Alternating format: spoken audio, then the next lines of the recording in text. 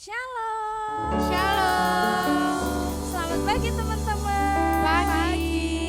Apa kabarnya? Luar biasa. Sebelum kita memulai ibadah kita pada pagi hari ini, marilah kita berdoa terlebih dahulu. Selamat pagi Tuhan Yesus. Sekarang kami akan memulai ibadah kami pada pagi hari ini. Kiranya Engkau memberkati ibadah kami dari awal hingga akhir dengan lancar. Terima kasih Tuhan Yesus. Haleluya. Amin. Mari teman-teman kita menyanyikan satu lagu pujian ini.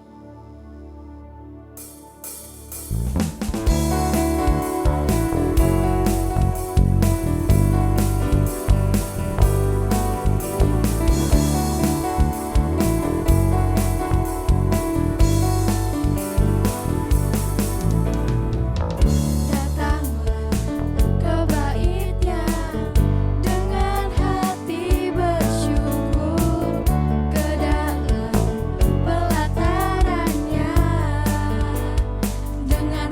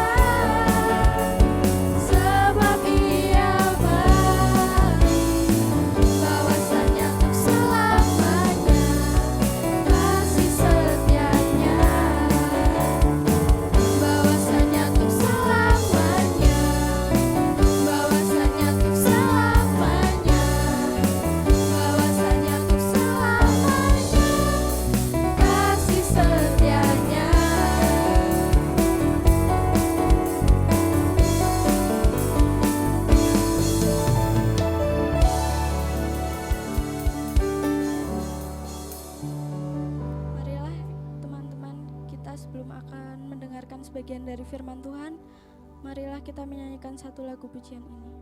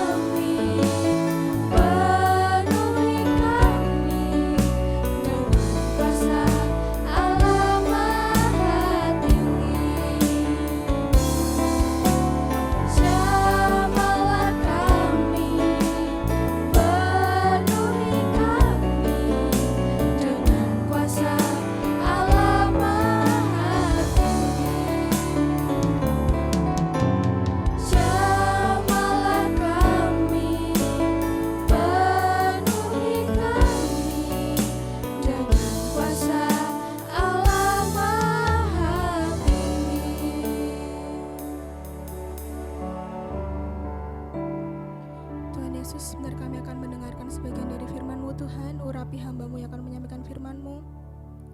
Kiranya Tuhan Yesus, firman-Mu yang akan menjadi pedoman ke dalam hidup kami Tuhan. Terima kasih Tuhan Yesus, terima kasih.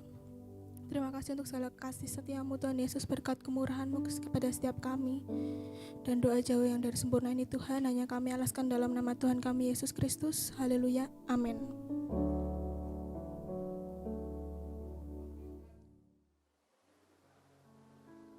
Puji Tuhan, selamat pagi para remaja yang dikasihi Tuhan. Kita bersyukur pada Tuhan saat ini kita bisa berjumpa kembali, kita bisa memuji Tuhan dan tiba saatnya kita mendengarkan firman Tuhan.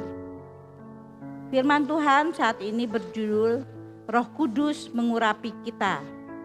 Kita akan membaca di dalam Kisah Para Rasul 3 ayat 1 sampai dengan 26. Tetapi anak-anak bisa membacanya di rumah secara lengkap satu pasal ini. Tante akan bacakan ayat 2 sampai dengan 6 dan kemudian seterusnya, selanjutnya. Puji nama Tuhan. Mari kita berdiri, kita akan membaca Alkitab. Di situ Kisah Para Rasul pasal 3 ayat 2. Di situ ada seorang laki-laki yang lumpuh sejak lahirnya sehingga ia harus diusung. Tiap-tiap hari orang itu diletakkan dekat pintu gerbang Bait Allah yang bernama Gerbang Indah untuk meminta sedekah kepada orang yang masuk ke dalam Bait Allah. Ketika orang itu melihat bahwa Petrus dan Yohanes hendak masuk ke bait Allah, ia meminta sedekah. Mereka menatap dia dan Petrus berkata, "Lihatlah kepada kami." Lalu orang itu menatap mereka dengan harapan akan mendapat sesuatu dari mereka. Tetapi Petrus berkata, "Emas dan perak tidak ada padaku, tetapi apa yang kupunyai kuberikan kepadamu. Demi nama Yesus Kristus orang Nazaret itu, berjalanlah." Sampai di sini dulu kita membaca Alkitab ini. Puji nama Tuhan. Sebelum melanjutkannya, kita baca dulu ayat hafalan kita di dalam Yesaya 61 ayat 1a. Roh Allah ada dalamku, Ia telah mengurapi aku. Tantu ulangi, Yesaya 61 ayat 1a. Roh Allah ada dalamku, Ia telah mengurapi aku. Roh Tuhan Allah ada dalamku, Ia telah mengurapi aku.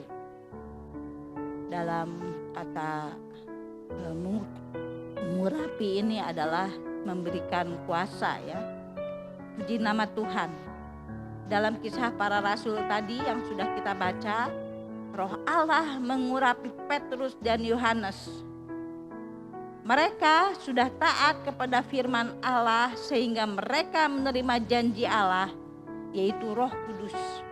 Dan mereka jadi saksi untuk memuliakan nama Tuhan. Puji nama Tuhan. Kita akan membaca di dalam Kisah Para Rasul 1 ayat 8, di situ dikatakan sebagai berikut. Tetapi kamu akan menerima kuasa kalau Roh Kudus turun ke atas kamu, dan kamu akan menjadi saksiku di Yerusalem dan di seluruh Yudea dan Samaria dan sampai ke ujung bumi. Puji nama Tuhan. Ketika Petrus dan Yohanes masuk ke dalam bait Allah, ada sesuatu yang terjadi. Orang lumpuh ini mengharapkan dia menerima sedekah. Tetapi apa yang Petrus dan Yohanes katakan, bahwa emas dan perak tidak ada padaku, tetapi apa yang ada padaku kuberikan kepadamu. Yaitu tadi kita sudah baca, di dalam nama Tuhan Yesus Kristus, maka dia dapat berjalan, ya. Puji nama Tuhan, mujizat terjadi. Orang lumpuh disembuhkan. Padahal dia lumpuh sejak lahir, tidak bisa berjalan. Sudah berusia lanjut, sekarang sudah dapat berjalan. Petrus berani berkata-kata dengan berani, dengan lantang di depan orang-orang Farisi dan ahli Taurat. Dan Petrus mampu menjadi saksi bagi nama Tuhan. Puji nama Tuhan. Inilah inti dari kisah tentang Petrus menyembuhkan seorang lumpuh. Anak-anak yang kekasih, Roh Kudus adalah Allah sendiri. Salah satu dari oknum Allah Tritunggal yang kita kenal, yang kita bisa baca di dalam 1 Yohanes 5 ayat 7, yaitu Allah Bapa, Allah Anak, dan Allah Roh Kudus. Setelah Tuhan Yesus menyelesaikan tugasnya di muka bumi, Dia yang sudah lahir untuk kita, Dia mati di salib untuk menyelamatkan kita dari hukuman dan dosa kita, tetapi Dia mengalahkan maut. Dia sudah bangkit pada hari ketiga. Dan dalam Injil Yohanes 3 ayat 16 mengatakan, karena begitu besar kasih Allah kepada manusia, kepada kita, sehingga Dia memberikan anaknya yang tunggal itu, dan barang siapa yang percaya kepada Dia tidak akan binasa, melainkan beroleh hidup yang kekal. Setelah Tuhan Yesus bangkit dan ada di bumi dalam tubuh kemuliaan selama 40 hari, Tuhan Yesus kembali ke surga. Dan pada hari Pantekosta, pada hari yang ke-50, maka Roh Kudus turun ke bumi ini. Ini adalah janji Tuhan dan yang sudah digenapi untuk kita semua. Tuhan Yesus sendiri telah berfirman di dalam Injil Yohanes 16 ayat 7. Kita akan membaca di dalam Yohanes 16 ayat yang ke-7 sebagai berikut. Namun benar yang kukatakan ini kepadamu adalah lebih berguna bagi kamu jika aku pergi. Sebab jikalau aku tidak pergi, penghibur itu tidak akan datang kepadamu. Tetapi jikalau aku pergi, aku akan mengutus dia kepadamu. Puji nama Tuhan. Penghibur di sini adalah Roh Kudus. Jadi Tuhan Yesus pergi naik ke surga, ke tempat asalnya, agar Roh Kudus turun menyertai kita senantiasa. Turun bagi kita. Puji nama Tuhan. Roh Kudus sudah ada di antara kita dan akan berdaulat pada orang yang mau dipimpin oleh Roh Kudus. Kita akan membaca juga di dalam Galati pasal 5 ayat ke-22. Galati 5 ayat 22.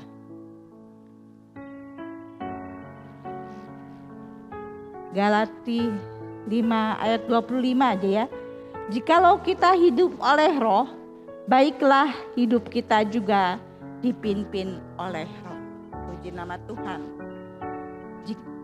Jikalau kita hidup oleh Roh, baiklah hidup kita juga dipimpin oleh Roh.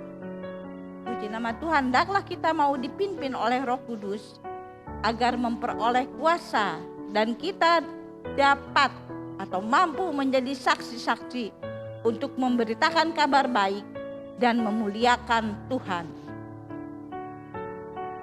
Kita menjadi saksi-saksinya untuk memenangkan jiwa-jiwa bagi kemuliaan nama Tuhan. Puji nama Tuhan. Petrus memiliki kuasa. Kita membaca kembali di dalam ayat pokok kita, yaitu Kisah Rasul pasal 3 ayat 10. Di situ dikatakan ayat 8 ya. Ia melonjak berdiri lalu berjalan kian kemari dan mengikuti mereka ke dalam bait Allah, berjalan dan melompat-lompat serta memuji Allah. Jadi orang lumpuh ini dia dapat berdiri seketika. Di situ di dalam ayat 7b dikatakan, seketika itu juga kuatlah kaki dan mata kaki orang itu. Puji Tuhan, mujizat dapat terjadi setelah Petrus mendapat pengurapan Roh Kudus dari Tuhan, mendapat kekuatan baru daripada Tuhan, yaitu kuasa Roh Kudus. Bahwa sesungguhnya pengurapan itu adalah pemberian kuasa Allah yang memampukan kita untuk melakukan pekerjaan Tuhan. Mujizat terjadi ke atas Petrus. Petrus yang dulu sangat terbatas ya. Dia malu mengakui Tuhan. Dia menyangkal sampai 3 kali. Tetapi sekarang mempunyai kuasa yang tidak terbatas. Kuasa yang unlimited. Yesuslah sendiri yang bisa menyembuhkan.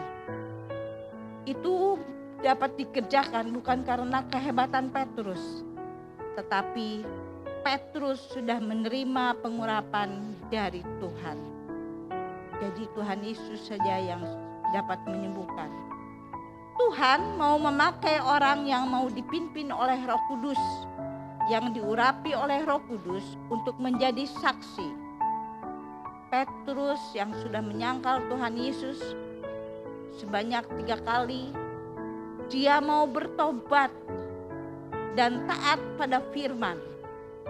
Dia menerima janji Bapa. Dia taat pada firman untuk tetap menanti di Yerusalem. Dan dia sudah menerima janji itu.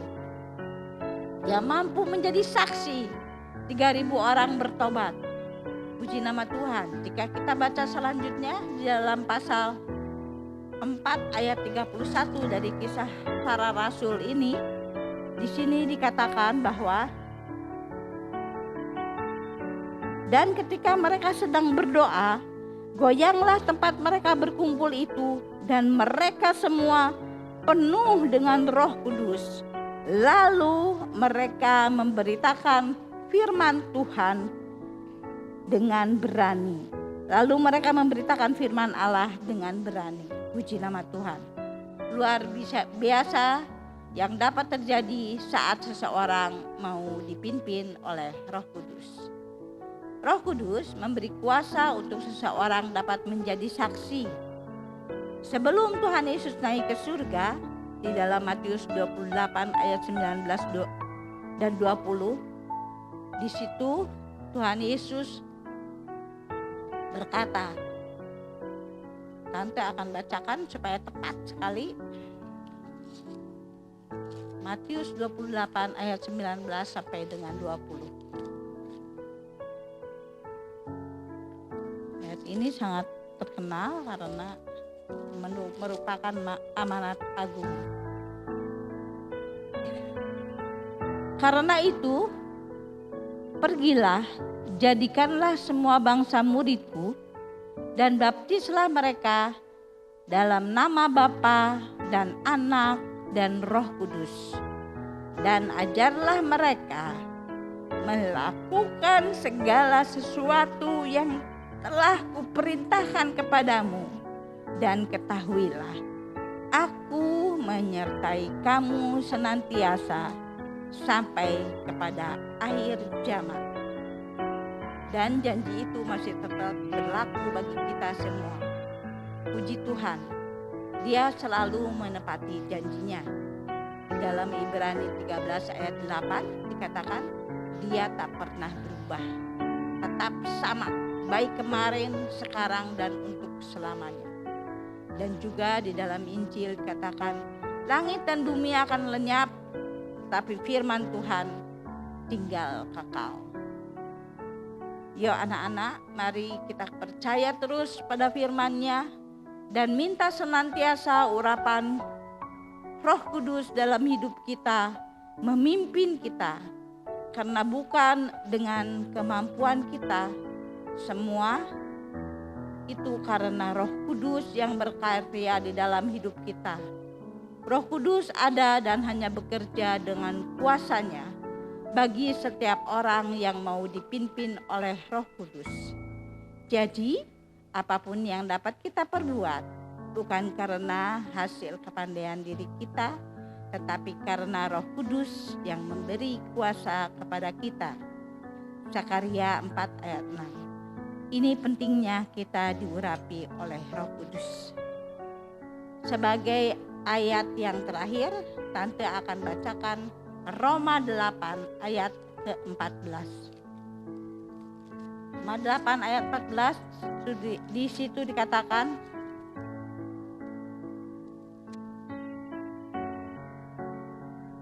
semua orang yang dipimpin Roh Allah adalah anak Allah. Jadi Roma 8 ayat 14 ini mengatakan semua orang yang dipimpin oleh Roh Allah adalah anak-anak Allah. Nah, ketika kita bisa kita adalah anak-anak Allah. Jadi ketika kita bisa melakukan segala sesuatu di dalam pelayanan, misalnya seperti tadi ada WL, ada singer, ada guru-guru yang sudah melayani menyampaikan firman Tuhan, itu semua karena Roh Kudus yang memampukan kita untuk dapat melayani. Bukan karena kebisaan kita, bukan karena kecakapan kita, dan bukan karena kepandaian kita. Semua Roh Kudus yang bekerja, anugerahnya yang diberikan pada kita masing-masing lewat kuasa Roh Kudus. Biarlah Roh Kudus senantiasa mengurapi hidup kita, sehingga lewat ucapan dan tindakan kita dapat menjadi saksi untuk memuliakan namanya.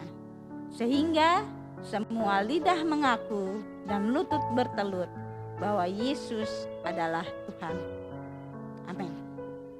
Mari kita pujikan bersama, peganglah tanganku Roh Kudus.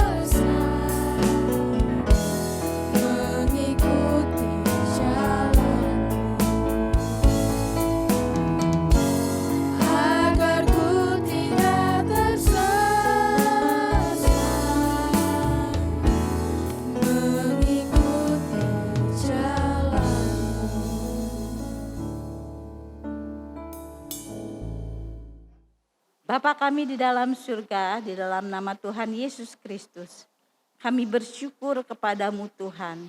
Kami mengucapkan terima kasih karena kami sudah mendengarkan firman-Mu.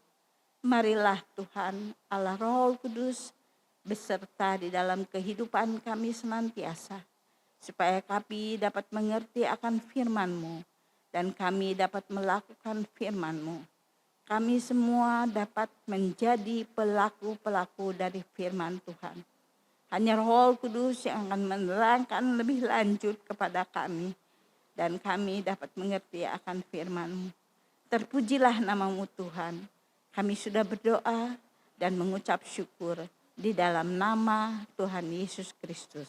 Haleluya. Amin.